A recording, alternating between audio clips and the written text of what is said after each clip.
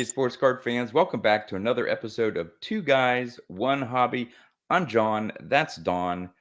How are you, Don? I'm doing well. How are you doing, Johnny? Very good. Very good. Anything new with you? It's been, by the time this airs, I think it'll be 2 weeks since we did our last episode. Wow. I was actually sick as a dog all last week. So Hmm. I actually made that last video and people thought I was all upset. And I wasn't. I was just so sick. Oh, I didn't pick the best time to do it, but I'm doing great. good. Well, we have, I think, a very interesting guest for this episode.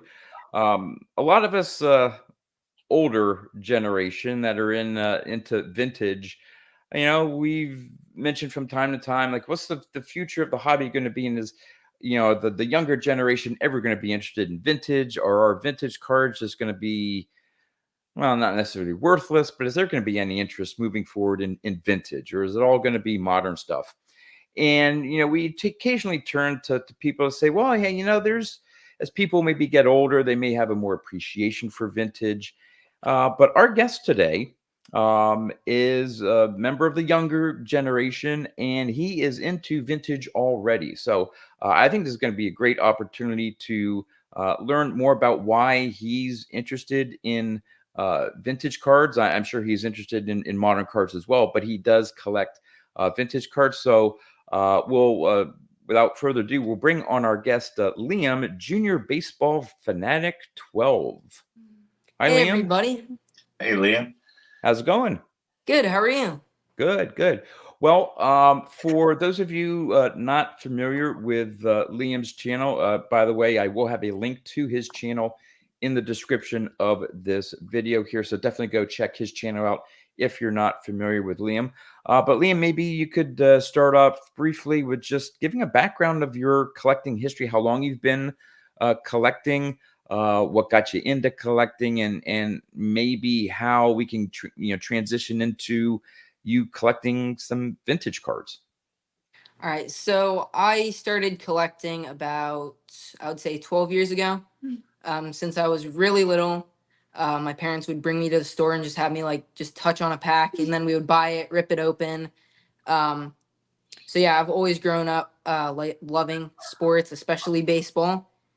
And about 4 years ago, I started my channel, and as the years kept going, I started expanding what I did on my channel, and ended up meeting great people like you guys. And so yeah. Cool. So you are, you said you've been collecting for about 12 years. You're what, 16? 14. 14. So you were really, really young. Okay. He came out of the womb collecting baseball cards. Yeah. By the way, we have Liam's parents in the background. They may, chime in here and there, which is, yep. Hello, guys. So yeah, that was really young. I mean, do you, with being 2 years old and getting involved in, cards and, selecting packs and stuff like that, do you remember that time, or what's your earliest memory of cards? I remember bits and pieces of that distinctly, certain teams or players. Like, I remember from back then loving getting Blue Jays cards because I'd always been a fan of Blue Jays in general. And then after seeing their mascot, seeing their team, I sort of liked pulling those cards. My dad's from New York, so I liked Yankees. My mom's from St. Louis, so or Illinois, my bad, Illinois, but she's a Cardinals fan. So that type of stuff. But I would say probably around 4 or 5 years old, that's when I really remember cards. My parents would take me and my brother to the store, and we would get cards and rip them together. So that's the main stuff I remember. Well, that's nice. You have that family involvement. Now, did your dad collect as a kid, or? Yes, he did. Yeah, my favorite years, because I'm an old fart, is I'm a big Yankee fan. So sorry, John, but Bucky Dent, Craig Nettles, Chicken Stanley, so Oscar Gamble, Chris Chambliss, Bobby Mercer, Lou Piniella. That was the late 70s was more when I was a kid collecting. Mm-hmm. You're around our age, man, because that was my wheelhouse, the mid to late 70s collecting. Yeah. 77, 78 were my years that I can remember distinctly collecting. Okay. Yep, 78 was the first year I bought packs. So, okay, so Liam, you remember? Now, I'm assuming the cards you bought back then were modern packs and the current Yes.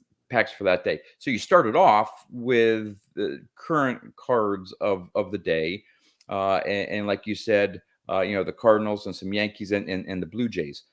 So, what was it that got you interested in vintage cards? Was it just learning about the players? Was it about the cards themselves? What was it?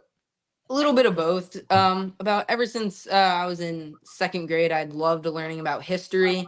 Of course, I've always loved baseball. And then, sort of getting into the history, there was sort of a meet in the middle with baseball and history. And as I kept learning about baseball history, I just fell in love with it. I would read books, I would watch movies, documentaries, and I just loved learning about the people that shaped the game for what it is today and what I play. And so, me being a card person, I was like, I would love to have a piece of that history. So that's really what got me started into the vintage cards.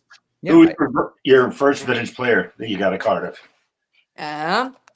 It was sort of two. I got them the same day, but the first one right here Oh, was wow. the that's a good way to start off. 1955 Jackie Robinson. Yeah. Very nice. When I really started, this was actually back in 2020 when I started my channel. One of my first videos, I'd picked this card up, and Jackie's one of my all-time favorite players. So I picked that one up and one to go with it, 1955 Bowman, Pee Wee Reese. Nice. So I picked both of those up at the exact same card show. Okay. Nice. What was it? What was there? Anything special with, because both of those were Dodgers, and those weren't any of the teams that you had mentioned previously. Yes. Was it the players themselves that you learned about? Obviously, Jackie Robinson. A Right. lot of books, and documentaries and movies made of him. Was that why you were drawn to Jackie? But then, what about Pee Wee Reese? What was that connection? So, of course, Jackie Robinson being big person in baseball history, learning about him, but then also learning about Pee Wee. While a lot of other players did not like Jackie Robinson a lot, Pee Wee Reese was one of the few that accepted him as part of the team, Right. and sort of helped them through it. They were together. So yeah, that's why I really liked Pee Wee. I really liked Jackie. So I thought it would be amazing to have both of those cards. Yeah. I think that, and again, maybe this is a gateway for maybe even most of us, although some of us old timers, we're almost into vintage because that's when we started collecting, and that's considered vintage era. But I think a lot of it does have to do with the history of the game, and if you get to a point in your life earlier, maybe some than others, you learn about the history of the game, and then that may spawn interest in collecting cards of those players.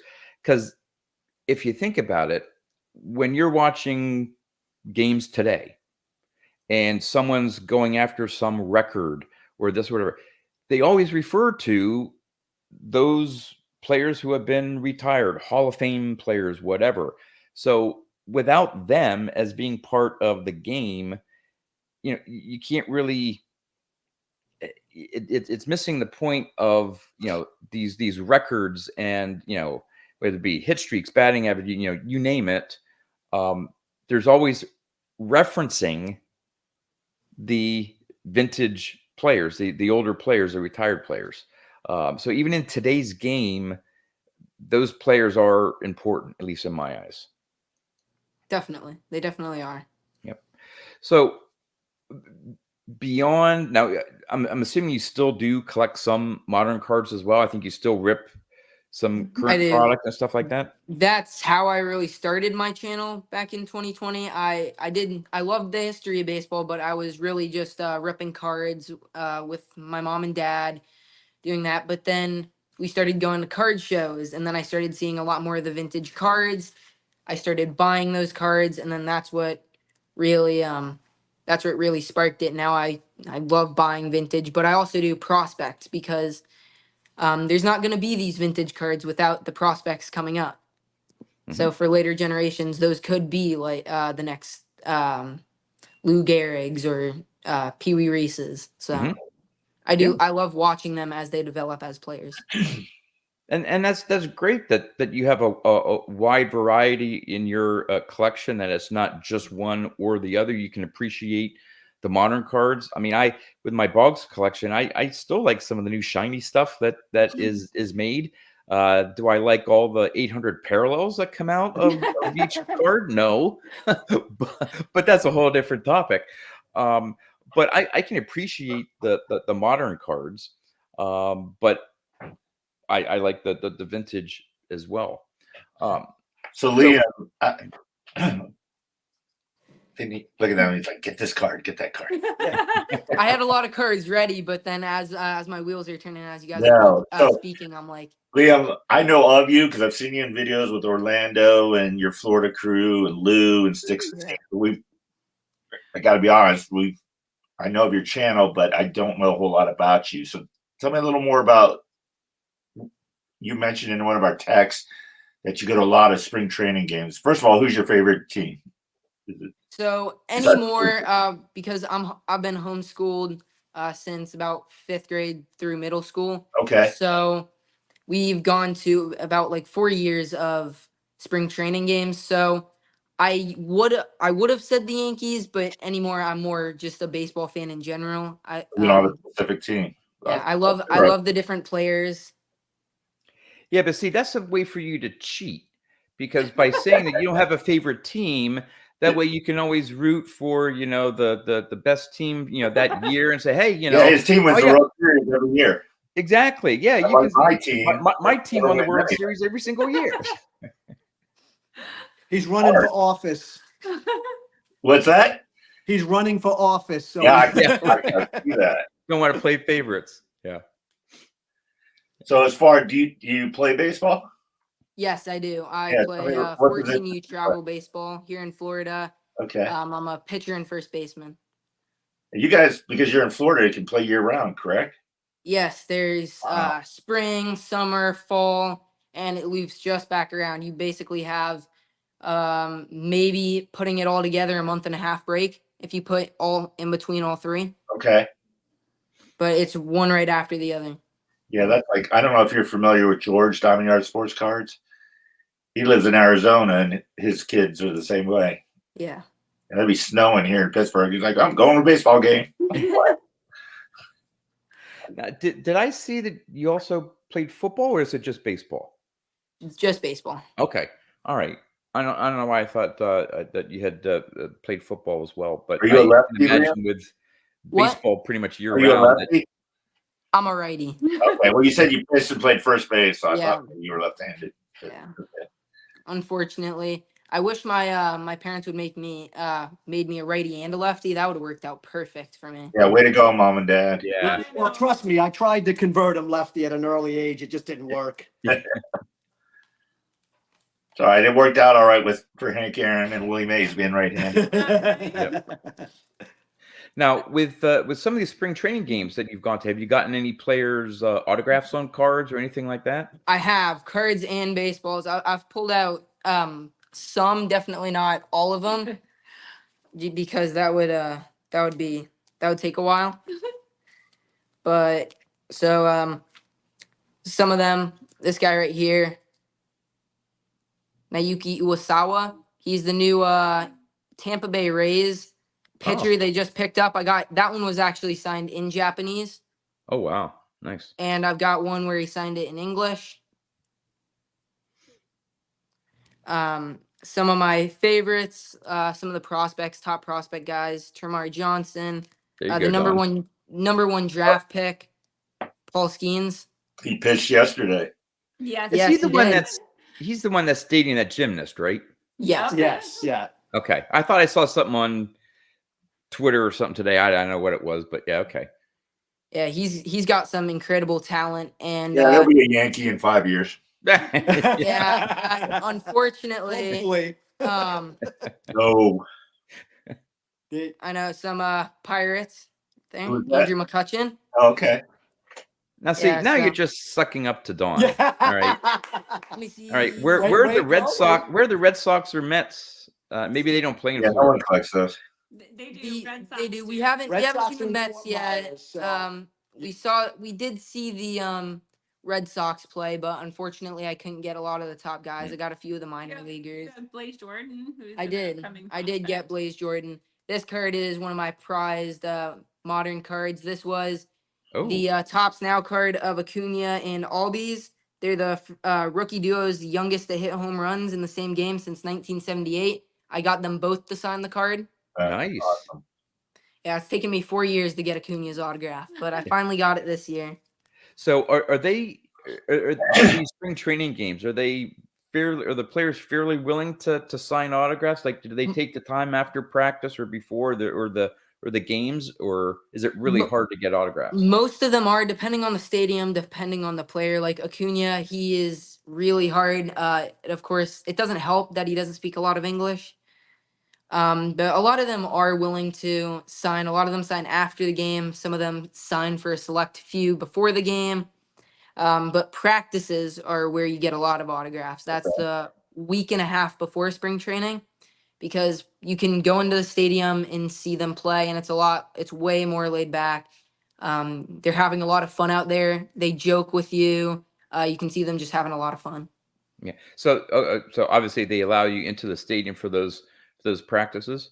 Yes. Yeah. So how far are you away from some of these fields? Is it a long would drive say- for you? Is it like a full day No. thing to No, do, or a lot of them on this coast here. We're on the What? west We're on coast the of west Florida. coast. So Okay. we have within There- an hour, we have like eight stadiums. 8 stadiums. Yeah. We have very convenient? Yeah. one of the stadiums are about 5 to 10 minutes away from us. The other is about 15. So Is Bradenton near you guys? Yeah, Yeah. exactly. Yeah, we go to Lecom quite regularly. It's one of our favorite stadiums to go see a Okay. game. And the same with Ed Smith, where the Baltimore Orioles play. it's in a great Sarasota. stadium. Beautiful stadium, Is it? aesthetically appealing, and some of the nicest people that work there. And it has the best barbecue. It's Boog Powell. He runs his own barbecue Oh, place yeah, I've right heard of there in the What do they outfield. do with these stadiums after spring training's done? Who are they? Their minor league teams that play in them, or Yeah, some of them they have minor league teams. If the minor league teams are, it just sits there. The Rays, they let travel ball teams use their backfields for tournaments. So yeah, they definitely get use out of their stadiums. That's cool. Yeah. And any colleges play in those stadiums or college Yes, they teams? do. Just actually last for the summer, they had a lot of the top kids going into college or some of the kids from college. They Cool Today Park, the Brave Stadium. They put on this whole league where different like groups around the area could create their own teams and had like a mini little season to get people ready for the college season. And tell them whose autograph you got at that game. Oh, that was funny. Pete Rose the third. Third. He Okay. played- Yeah. Pete Rose Jr. was coaching and his kid was playing there. I got him to sign a ticket. It was pretty cool. That's Nice. Nice.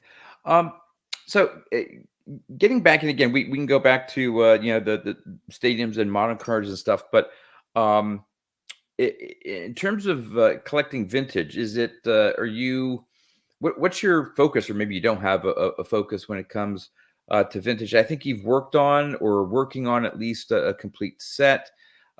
Is that your focus to build sets, or is it individual cards, players?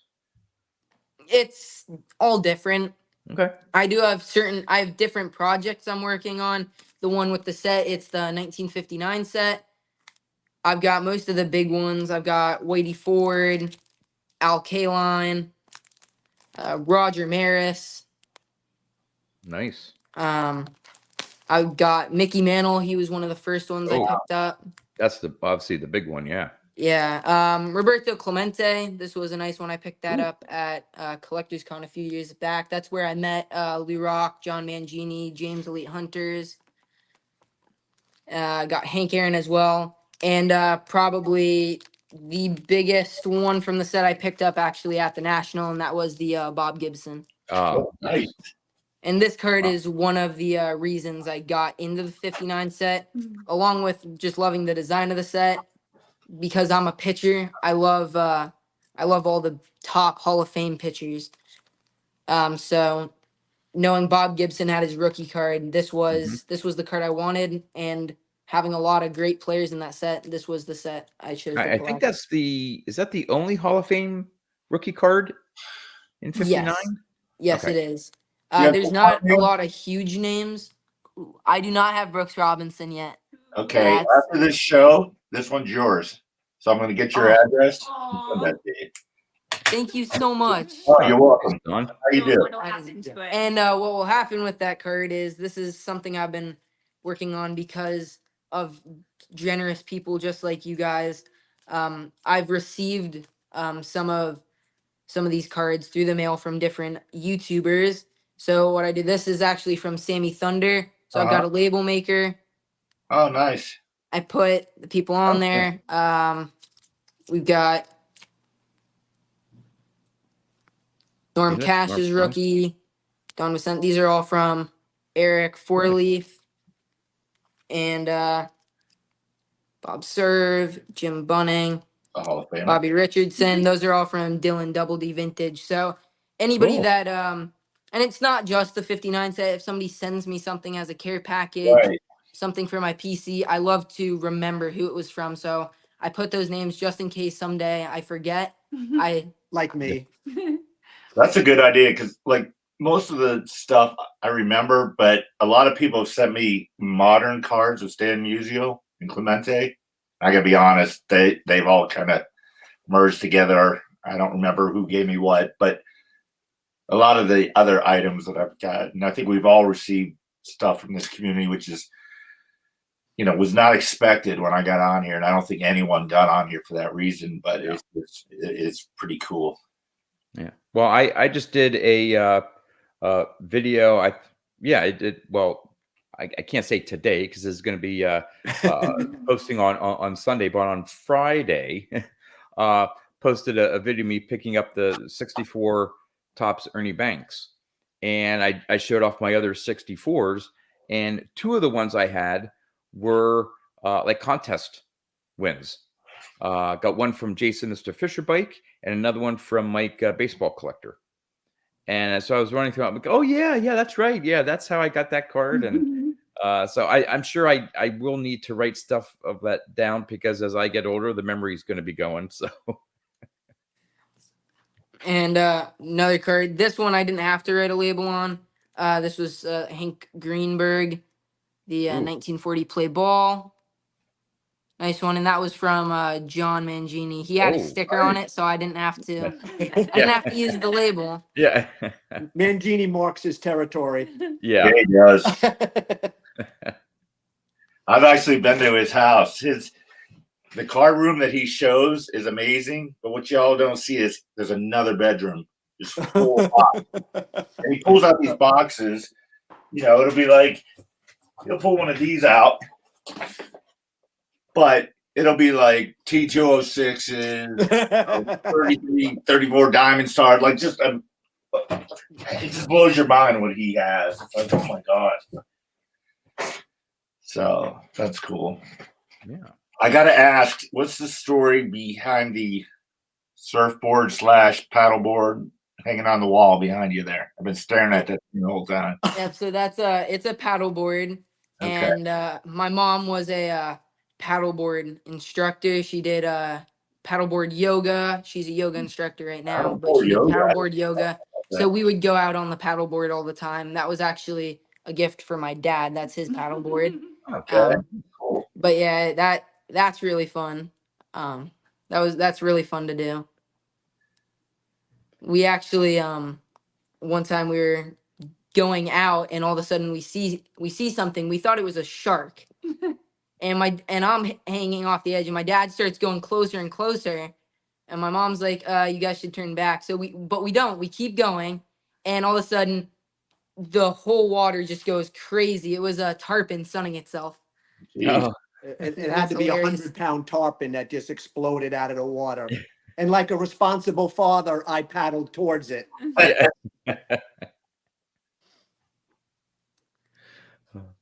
uh, Maybe this will be a good time. I have a trivia question, as I always do for these episodes, and I don't think I asked it before, but we'll see here.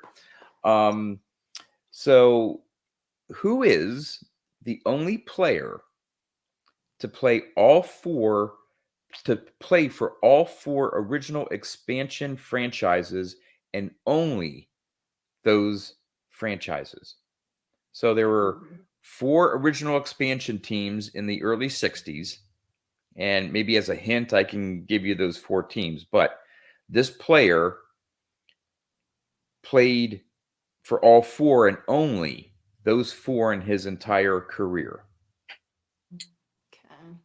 So the Mets, who are the other 3? I'll give you a hint. The 4 expansion teams are the Angels, Rangers, Mets, and Astros. Oh, I know this one. So who's the only player to play for those 4 and only those 4 in his entire career? Angels, Mets, Rangers, Astros, And Yeah. Rangers. and Rangers. I got the answer right here, I think. Yeah, don't say it. It's Nolan Ryan, right? It's Nolan Ryan. There we go. Yeah. Yep. Once you said, I couldn't remember what the 4 expansion teams were, but once you said those teams, I'm like, I know Nolan Ryan didn't play for any other team than those 4. Yeah, that's I don't know. I when I saw that, I'm like, well, that's interesting because It's not something you would think of. Like No, yeah. once you said the 4 teams, it was obvious. It was, Yeah. Yeah. It But I clicked in wouldn't my have head guessed right the away. 4 teams.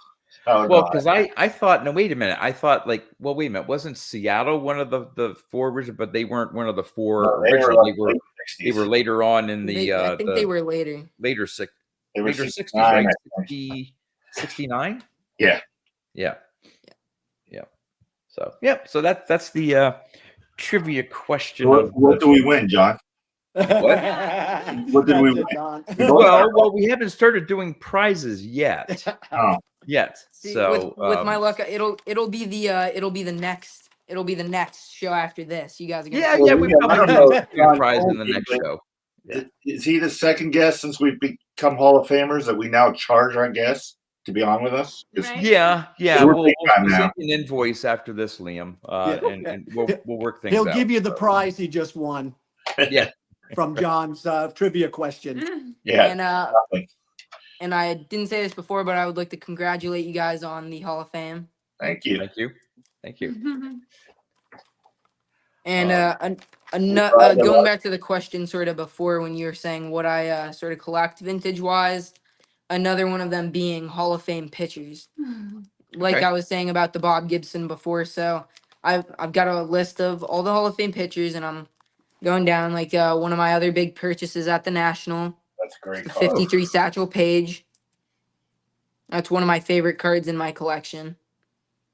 As it should be. That's a Yeah. awesome card. Got Gaylord Perry.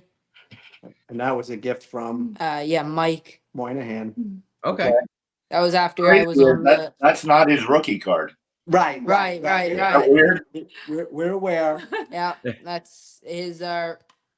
Yeah. I've looked at getting the other one, but this is just a filler for now. Got Rube Marcard. Oh, that's one of is that one of those silks? Or- Yeah. Yes, S74 Silks. This is the colored version. Oh, that's from 1974. No. No, 1911. Oh, okay. I thought you said 1974. I was like, S74. That's the I'm sorry. Okay. number. Yeah. It looks older than that. But okay, I got you. Yeah, that was a really cool one. This one I also picked up at. There was just something about this I love card that that I card. love. The 1912 Recruits a Little Cigar, Chief Bender. Yeah, Don, were you looking for a Chief Bender card at one of the shows? 2 nationals ago, I ended up getting one like a few days later when I got home. Okay. It wasn't that one. It was the T206 with the trees in the background. Okay.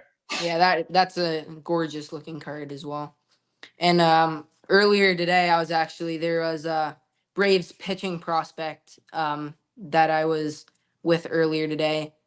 We were opening cards together, and I'm now starting to work on my slider.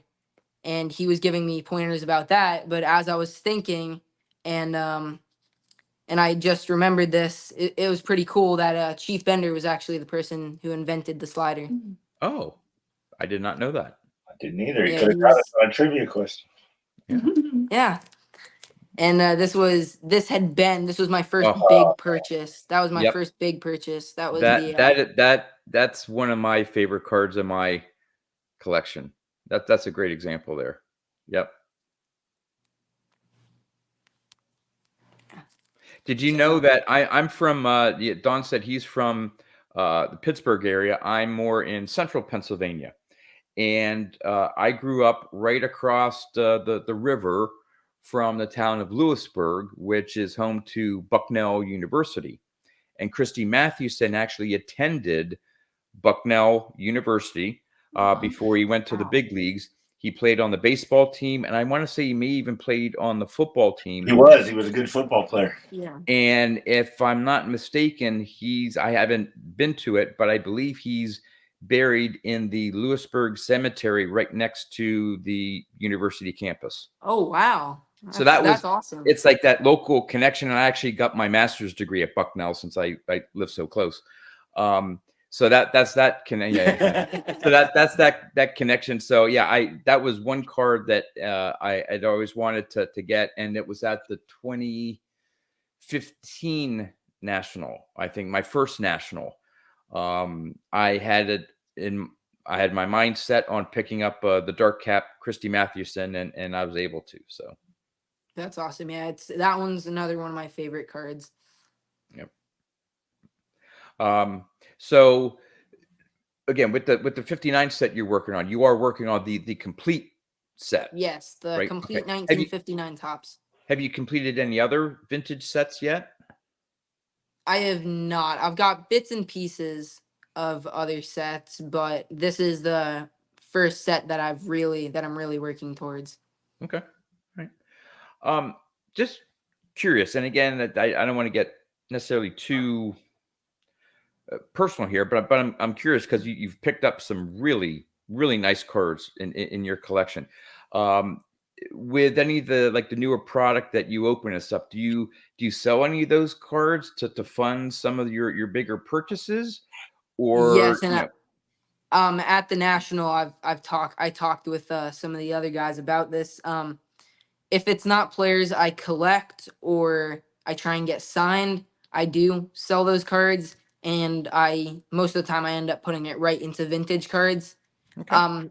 Because back in 2020 we had picked up a lot of sealed product because during COVID, because that's what I did when I first started my channel, was opening product.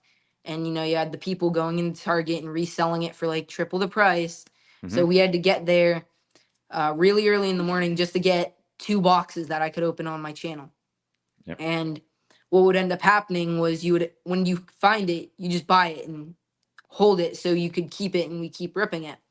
It got to a point that just last year before the national, I had a lot of sealed 2020 football product, and that had some great players in it. Joe Burrow, Justin Herbert, Jalen Hurts, all those guys. And so what I did was, my local card shop, I would hear people come in and be like, "Oh, you don't have any 2020 stuff. I really want to rip that stuff." So I'm like, and I knew the owner. I'm like, "Hey, I've got a lot of that stuff. I'm going to the national. I need some money to get my Bob Gibson, my Chief Bender, Yep. my Satchel Paige." I'm like, "So I'll sell this stuff to you." So I ended up selling a lot of that stuff, and that's what got me a lot of money to buy all those cards that I wanted to pick up at the national. Are you guys going to the national this year? Coming up? We're not sure. We have a family event. If it was in Chicago, that would have been perfect. But we have a family event up there. We're gonna try. Hopefully we'll be there for a day or two. But we're not 100% sure about that yet. I'll probably post a video letting everybody know as we get closer to that time. Okay, cool. Well, I think a lot of collectors, well, I don't know what percent, but at least a decent amount, have cards in their collection that don't mean much to them, and they have a goal of adding maybe some bigger cards. And we all have our own little, budget. Some more than others, and they use say, hey, I don't really care that much about these cards. I can sell them, get some money, and buy actually what I want. I say most because I don't fall into that category. I'm a hoarder slash collector. Oh, he So is too. pretty much every card, every pack that I've opened, I have in a box somewhere. I've probably sold 20 cards in my life, and they were all vintage at the time, and I regret all of them. Now I've probably over the last couple of years bought back about 5 or 6 of them. But yeah, I don't sell. I have cards that again don't necessarily aren't fit into a PC. I just can't get rid of them. I mean And that was the same thing about me until before the national, because I realized I'm not gonna have enough money to get these cards, and I don't know when I will. So I'm like, if people are interested in some of the cards I have that aren't ones that I really need or really like just love in my collection, I'm like, well, I'll let somebody else get that, and I'll put that money back into something I know I'll keep forever. yeah. So Liam, I want to show you a card from when I was actually younger than you. I was probably 9 or 10, but I want to see if you keep your cards in the same condition I did as a kid. So it's beauty. And I don't know if you have siblings, but I have 4 brothers. So I made sure that they didn't take my cards. So now I wish they would take this card, but it was a little different back then. These were like toys. We used to play all day. We'd smack them and throw them. We flipped them. But I would. Yeah, I remember.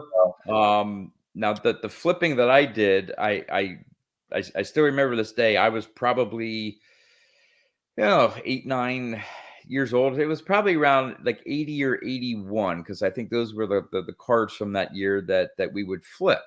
Well, our flipping consisted of we were in my bedroom, and along the wall, we'd hold the card up against the wall, and you had to hold it a certain height, a minimum height up on the wall, and then you just let go of the card. Well, when you let go of the card, it would tumble and stuff, sometimes further out or shorter. And if it landed on any card, you got not only your card back, but you got to keep the card that or cards that it landed on. And sometimes you'd flip and it wouldn't hit, so the next person would go. And so that's how we sort of, I don't know if we actually traded cards, but we just like to flip every once in a while. So, but we each of us made sure that we had some good cards in there to hopefully the other person get. I didn't do that a whole lot, but that was fun. I remember doing that. Yeah, those are cool stories to hear. I know it's hard to hear when it's like the 52 mantle, but I think that's we're not that old. Well, believe it or not, I was going to ask a question of your dad here, but my dad never collected cards. My mom did. Now she didn't collect. She had cards. So we are talking about early to mid 50s, right? Up in Massachusetts. So probably the Yankees weren't the favorite for people to have cards, but the Red Sox would have been. But she remembers her flipping was you'd set the card up against the garage door at an angle, and you'd have to stand so far back, and you actually flipped. And if you were good at tossing it and knocked any cards down, so they would have been so beat up. But we are talking about the time frame that early to mid 50s of some really nice vintage cards. And of course, my grandparents were ones that if you don't use it or play with it anymore, they get tossed. So I searched their small house in the little nooks and crannies of like a little attic space and stuff. Could never find them. They were thrown away decades ago. And I'm like, oh my gosh. So, Joe, do you have any cards from when you collected still? I do, and as a matter of fact, my dad shipped them down to me. Some of the ones I had garbage bags and garbage bags. That's how I kept them, in like garbage bags and stuff like that too. I had a GI Joe Foot Locker box that I kept them stacked when I would collect some of the sets. That's the one you gave to me, right? And my dad shipped some of them down, but like most of the stuff, it's God knows where. It's in some landfill somewhere in New York. So, but I gave Liam a bunch of the stuff that I had, 70, like a lot of the 77, 78, 79. And then of course I had a bunch of 83s as well, you know, some Boggs, some Tony Gwynns, you know, things like that. But the majority of my collection is landfill. Yeah. Yeah. And You mentioned like the garbage bags and stuff like that in a GI Joe. Did you ever have that? What do they call it? The Topps locker thing? The locker? No, I never got that fancy with my collection. But I know exactly what you're talking about. I never splurged on that. I had one, and at the time it was full of my 78s and 79s. And I distinctly remember going down the street to a friend of mine's house. He had a younger sister and was playing around in one of those small little mini pools for little kids. And somehow, I don't know how, it fell into the kiddie pool. And I remember racing home to my mom. Mom, my cards got all wet. So she tried her best to press them down and stuff like that. But if you look at them, I still have them. If you look at them now, some of them have like little waves to them and all that stuff. You still have the case? Locker? What? You still have the locker? I don't have the locker, but I bought one off of eBay, which is actually in really nice condition compared to what mine probably would have been. I think I had some of the stickers on it with the teams and all that stuff. This is it's a nice, but I bought one just for the sentimental aspect of it, because that's where I kept my cards. And that's the greatest part about this hobby, in terms of us as a family, is sharing that passion and passing it on, and watching him just love collecting cards and just enjoying learning about the game itself. And that when he hears a story, he's like, Dad, I want to get this card. And this could be more of an obscure player, right? But that player is forever embedded into the history of the game, and that's what he enjoys, is owning that little bit of history of that game. I've actually got cards sort of to go with that. Let's see them. Yeah. The big one, this was one I had been trying to get for about a year, 2 years. This is 1909 Piedmont T206. This is Germany Schaefer. I don't know if you guys know the story, or people watching if they know the story. I know. But what Never he's heard of really known for is he is the first and only person to steal first base. And how Really? did he do that? So it was like they have now. It's first and third play. He was on first base, and he wanted to run the score. So he ran to second, trying to draw the throw. The catcher did not throw the baseball. So what he said was, let's do it again. The next play, the pitcher throws the ball. Instead of running anywhere else, he runs to first base. He runs right back to first base, hoping the catcher would throw it.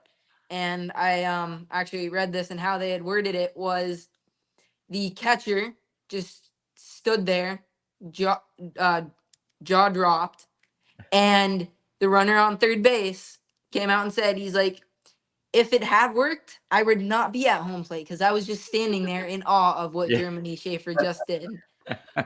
But then sure enough, he ends up, he's like, he was stubborn and really wanted that run to score. So he stole second base again, and the run did end up scoring. Yeah. But yeah, he is known as being the first and only person to steal first base. They ended up making it a rule you could not steal first base after his death, and somehow nobody else tried it. Yeah, well, yeah, I was gonna say, I don't even know, like any Why? manager or coach would allow that. Well, obviously it can't be done now, and I didn't know there was a specific rule that you can't do that now. Yeah, It's they pretty did interesting, make it a because rule. he was just trying to draw the throw.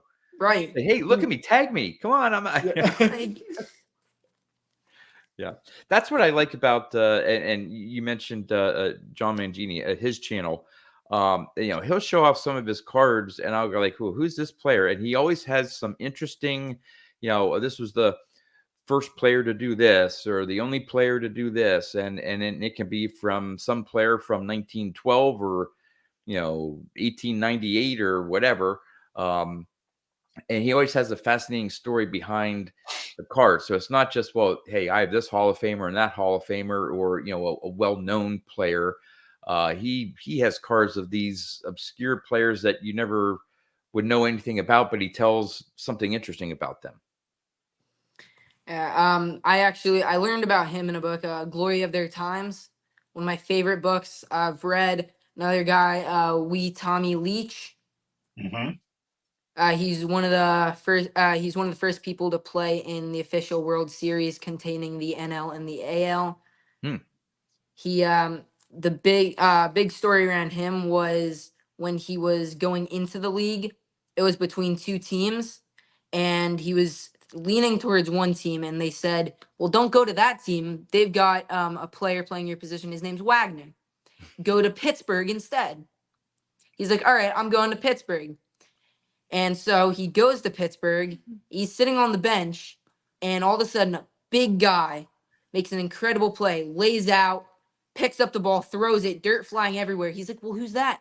They're like, "Well, it's Honus Wagner." He's like, "Well, I thought Wagner was on the other team." "Oh, no, that was his brother." He's like, "You told me." So basically what happened was they told him to go on the team with the wrong Wagner. Yeah. So now he was on Pittsburgh, but he did end up having a nice year with playing in the first World Series. I think he had four triples. Four triples. Four triples in that World Series. What, that was That card that 1903? you held up, can you tell me what's different? What's would be considered wrong today on that card? Let's see. Potentially the border having no hat. No. Pick up one of your modern Pirate cards. Modern Pirate. Oh, yeah, Does it say Pittsburgh on it? Oh yeah, I didn't. They used to spell it different back The then. Pirates cards just have the P on them. No. Pittsburgh ends with an H. Oh yeah, that's right. Look at that. Yeah. I didn't even notice that.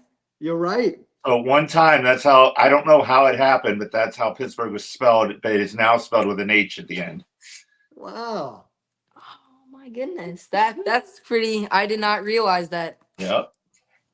Wow, that's awesome. So before the show, I asked to see your shirt because you have a Homestead Gray shirt on, and you probably didn't see it, but not this year, but last year when I did my Hall of Fame videos, I went all around Pittsburgh, and there's a building with Josh Gibson painted on it. And then I went in Homestead, which is right outside of Pittsburgh. And then I went on the Homestead Bridge, where on one side they have Pittsburgh Crawford flags, and the other side they have the Grays flags of players. And I went by the Satchel Paige flag because I was voting for Scott Reindeer Studios. And I was never so scared in my life walking on this bridge. What am I doing? Like looking down at the river and these cars like flying by. Like never did. And it was for Scott, so that made it even worse. And like I was saying, because of all the stories, and now speaking of the Negro Leagues, it's perfect. This book that I love, it's called Amazing Baseball Heroes: Inspirational Negro League Stories. Author is Brian Steverson. Now, I had read this book, and I actually got to interview him. I know him pretty well now. Every time I see him, he always talks to me, always shares his stories. He's an older gentleman, but just such a great guy, such a nice guy. I was able to interview him. I think there's only one copy left on Amazon, but I actually interviewed him on my podcast. John, he's an older gentleman. He's 35. No. He's about, what is he? Well, I don't want to say his Yeah, name. I guess Yeah. we won't say it just in case he's watching. He's saying, "Hey, what did they say it?" But he's an But older he is- gentleman. But that's But so sweet. such a great. And talk about stories. Yeah. And when the two of them get together, it's so cute because generations apart, and yet they it's like A Bond. common bond. yeah, they just sit and talk baseball for hours. And That's very cool. Hey, Liam, yeah. you mentioned Glory of Their Times. Have you listened to the audio version of that book? I have not. I've had a lot of people tell Yeah. me that I really should. It's the actual interviews of these guys. It's amazing. What I find is a shame is that other than maybe some, and correct me if I'm wrong, and of course, John Mangini may chime in the comments and correct me, but other than I think maybe some either like some postcard issues or different things like that, they're not a lot of cards made of the Negro League players. There, no one made any cards to collect of those players at that time. If I'm not Right. Those Yes, Venezuelan cards and some Cuban cards. I think Yeah, there the Cuban are some cards of the are about Cuban what I was ones. gonna say. Yeah. Yeah, but I've looked. Josh Gibson has one card, and I think it's from the 70s. It's an extremely rare card to find. I saw it one day after just scrolling through a bunch of different sites. I found it on a PSA, one of PSA's sites, but a lot of them don't have any cards. Like a lot of them just have things like this, and this is I collect the Negro League autographs. Yep. They're Yeah, like, but nothing from their playing From their days. playing days, right? And Exactly. that's obviously there's a lot of injustices and all that stuff, but that from a collecting standpoint, I mean, can you imagine, what some of those cards, I mean, forget about worth, but just that the interest that collectors would have in those cards for some of those just amazing players. right. It's a shame that they didn't have cards. I would have tried to buy every single one I could just because there were just so many incredibly talented players that never got their shot in the major leagues, never got a card. And I feel like people really need to know the stories of them because I feel if you have a card, it's easier for people to learn about you because that's a piece of their history. Mhm. But without anything to really commemorate them, I know a lot of people don't know all the stories about know these who they players are. or know who they are. Like Yeah. I was talking with a friend who does know a little bit about Negro Leagues, and one of my teammates walk up and they're like, "Oh, what are you talking about?" I'm like, "The Negro Leagues." And he's like, "Oh yeah, I know about that." I'm like, "All right, who's Josh Gibson?" And he's like, Yeah. "Oh, he played for the Dodgers." I'm like, Yeah. No, that's "No, very he definitely did not play for the Dodgers." Right. So it's a shame that people don't know who they are. And I would love for the Negro Leagues to really for people to know a lot about that. And I really do wish they had cards. I know they've made newer cards of it. Yeah. I think there was a set that they came out with. I think back in 2020. I do have the sealed set, and it had all the top Negro League players, and on the back had a little biography about those players. Yeah, those are the Craig Crinler, I think. Mhm. Yes, that is. That's Yeah, I have that. Oh yeah. But Yeah. what I That's right. I haven't done it in so long, but I started a series of guys, Negro Leagues to Major Leagues, but I don't do Hank Aaron, Willie Mays. I do guys like Ray Noble. Guy played 1 year in the Major Leagues, but he played in the Negro Leagues. Harry Suitcase Simpson played in the Negro Leagues. I love the nicknames. Yeah, Sandy Amaros, who made that famous catch. Oh, that's Right. beautiful. Yeah, that is too. amazing. Connie Johnson. So, it's kind of, I mean, they are Negro League players. It's not their Negro League cards, but you can find guys who played in the Negro Leagues that have cards. Yeah. And what's cool, on 2 of those videos, I've had responses from grandchildren of these guys. Aw. Oh, cool. That's my grandfather. They must have just like searched his name. Oh. Like there aren't a whole lot of Ray Noble videos out there. Oh, And that is I don't think- incredible. That's amazing. That's got to make you feel awesome. No, and I responded back because I wanted to maybe I could get them on my channel, and Oh. they never responded back to me. Well, now that you're a Hall of Famer, I think they'll respond. Yeah. Good point. I didn't think of that. I tried to get who was it? Hoyt Wilhelm's Yeah. son or grandson? Yeah. Son. I think I had met somebody who knew him really well, and I tried, but that did not end up working out. But That's cool.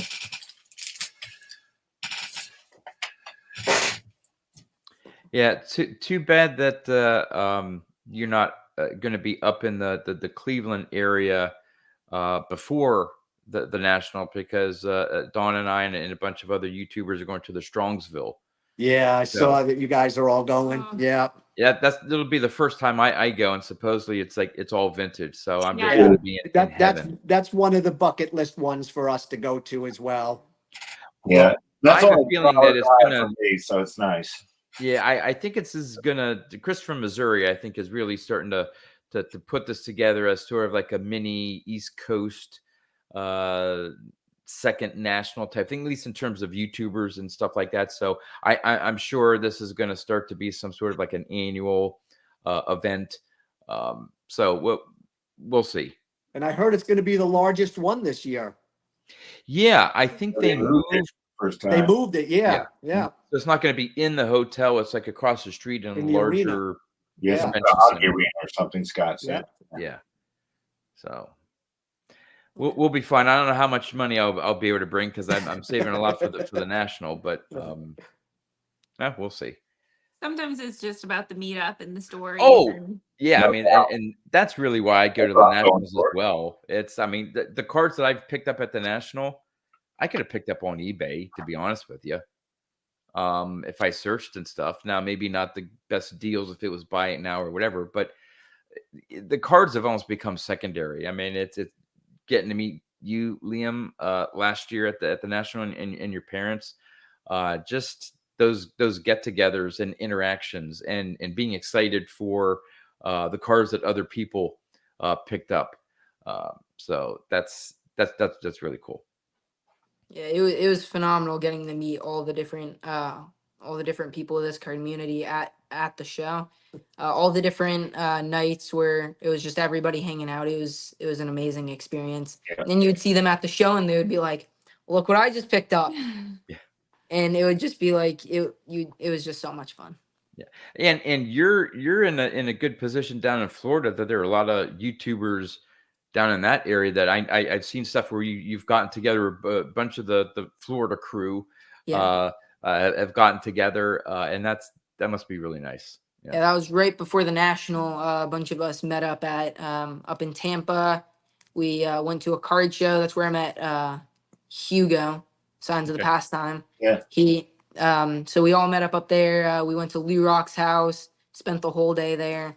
So yeah, it's definitely a lot of fun being able to meet up with.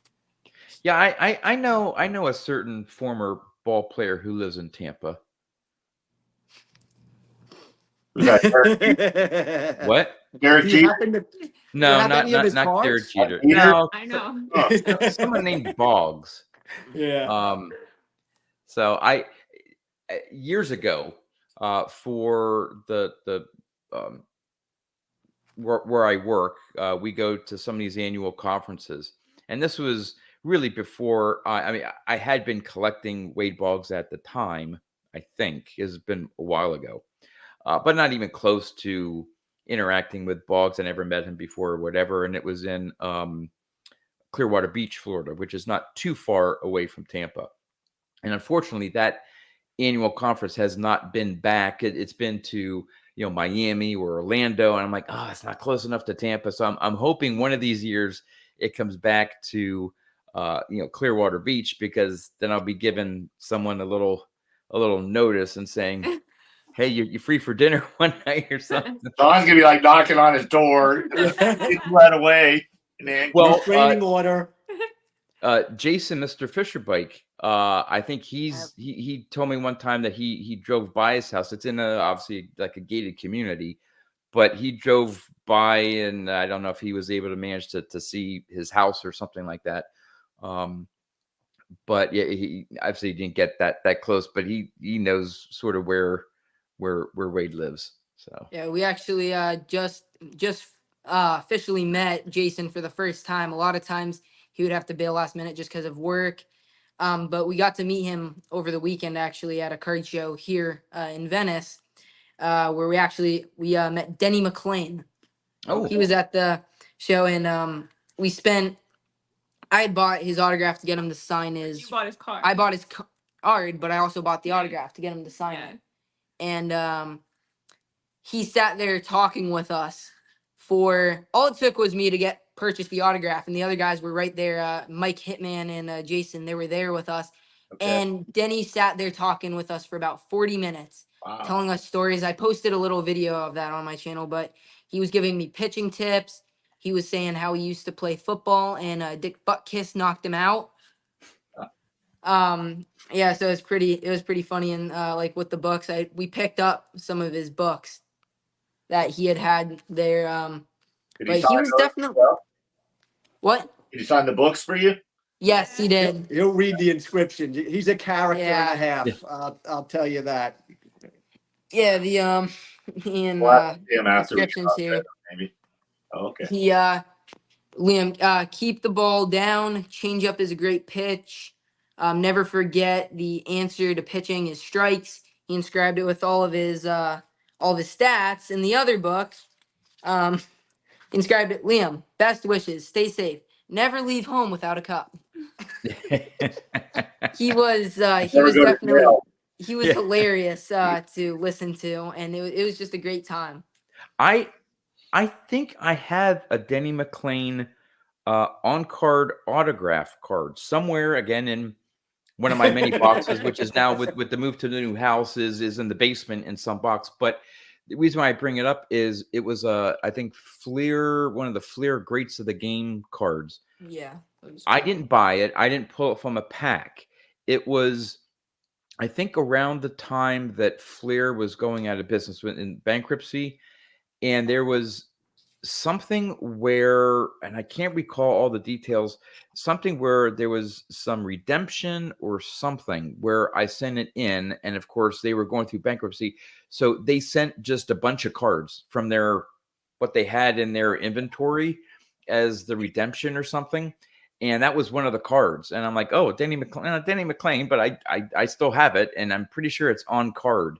It's one of the, I think, Fleer Greats of the Game from the mid 2000s. I mean, he is the last 30 game winner, so. Yeah, that's true. Yeah. He even offered to be Liam's new dad. Yeah.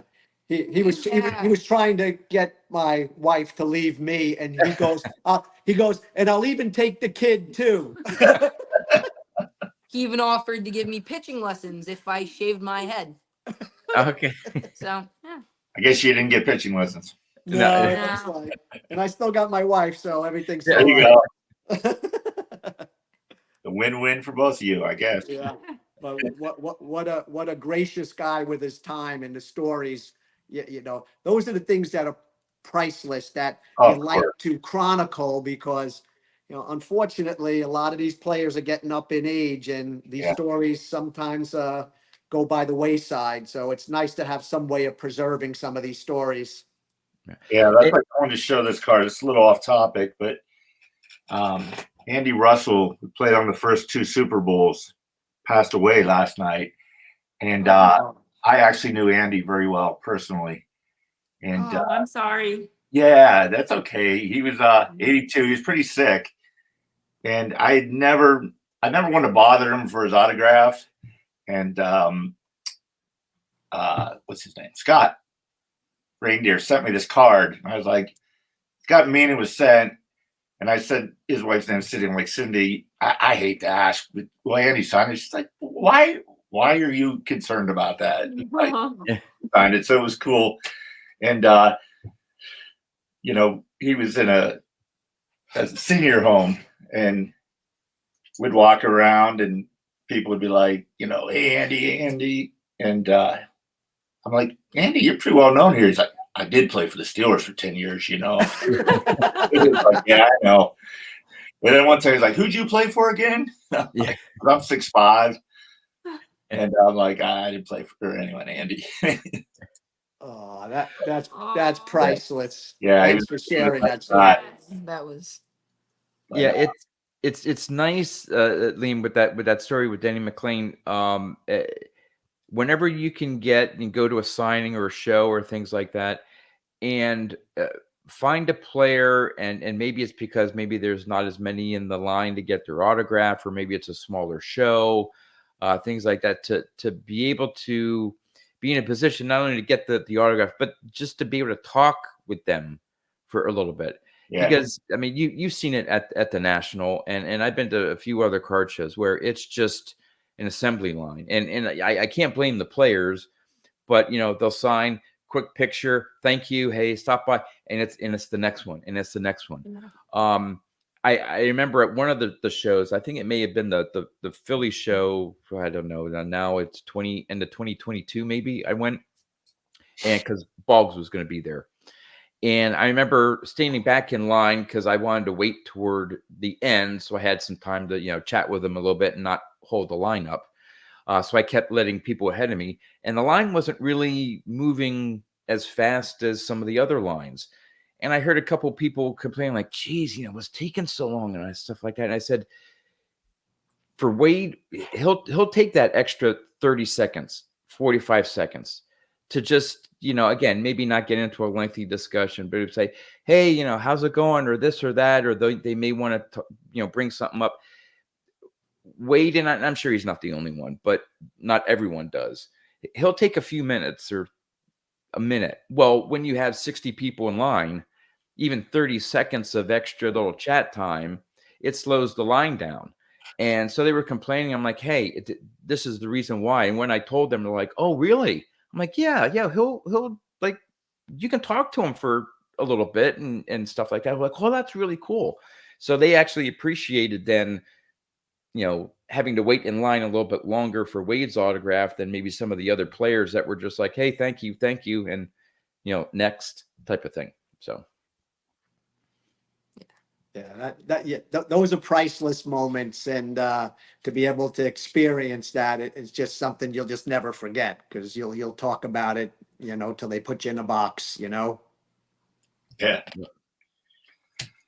What do you think, John? We're about an hour, 10 minutes. Yeah, we're about an hour in. Liam, thank you so much for being on the show. I loved getting the perspective of, again, I don't want to necessarily pigeonhole you into an area of the collecting, but you are a younger collector, and it's great to see your passion. And what I also like is that I think a lot of other maybe kids in your age group, when they're looking at cards, they're looking at flipping, they're looking at hustling, they're looking at getting cards graded and flipping them and trading up, and it's more about the value of the card. You didn't even hint at what some of those cards are worth to you.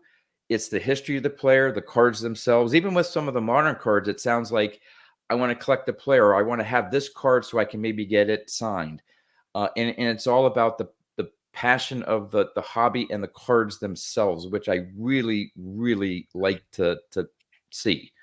Liam, I appreciate you coming on too and getting to know you a little bit more. And one thing I want you to keep in mind or remember is it's awesome how involved your mom and dad are with you in this collection. It's going to come a time in your life, you may not remember the cards, but you're going to remember the memories you're making with them, and hold on to that, man. I know that might not seem like much to you now, but down the road, you're building great memories with that, and it's awesome they're involved. Kudos, mom and dad, and Thanks. Thanks. Their memories. I mean, we love the time too. Yeah, absolutely.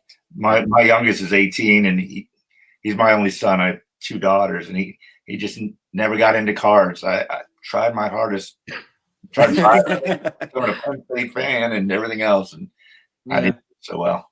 My son was in it for a little bit, and then he was in high school and band, and now college and all that stuff. He may pick it up again. I don't know, and plus the fact that you're doing YouTube videos, unless something happens to YouTube where it suddenly disappears off the internet at some point, you're always going to have those videos. And someday you'll look back on. see your videos and just laugh like crazy at you. Look at that. Yeah. Oh my gosh, look at that hair. No, but those right there, that makes some great memories as well. But beyond YouTube and the videos, and again, just keep embracing the community. Just don't pass by opportunities to hang out with fellow collectors, because all of us and the ones that you've met and the ones who've hung out at the National, all that stuff. We're just so passionate and love the hobby and are supportive of each other. So it's just been phenomenal for me since I've been on YouTube, getting to know such great people. Dawn accepted, but I had to throw that in. A minute. No, Dawn and I become great friends, and I never would have met Dawn if it wasn't for YouTube. So yeah, definitely keep up that connection in the hobby and those memories and experiences with your parents. So again, thanks, Liam, for being our guest. And with that, thank you for everyone that have followed up to this point. And again, I'll have a link to Liam's channel in the description of this video. And with that, that's all we have for you. So until next time, thanks for watching. And thank you guys for having me on. Absolutely.